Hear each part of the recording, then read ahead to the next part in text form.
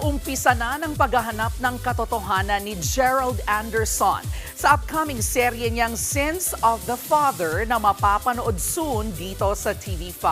Nagbabalik po si Von Vilinario. I will make your money work for you. Yayaman tayo! Dapat nga bang pasanin ng anak ang kasalanan ng magulang? Pagbabayaran ni Mike Trinidad ang kanyang krimen hanggang sa hukay. Napapanahong kwento backed by a powerful cast. Yan ang inaabangang crime thriller mystery drama na Sins of the Father. Bida riyan ang nagbabalik telesereng si Gerald Anderson kasama sina Jessie Mendiola, JC De Vera at Shaina Magdayaw.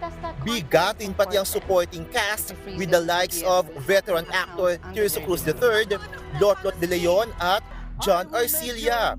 Featured din sa serye sina Seth Fedelin at Francine Diaz. Iikot ang kwento ng serye sa buhay ni Samuel, played by Gerald, na maiipit sa scamming activities ng kanyang ama, played by John Arcilla. Umpisa na ng paghahanap sa katotohanan sa Sins of the Father sa June 23 dito sa TV5. Nagbabalita mula sa Frontline, Von Vilinario, News 5. Mga kapatid, ito po ang inyong K-Alaman Queen, Kalad Karen. Always remember na ang K-Alaman ay K-Yamanan.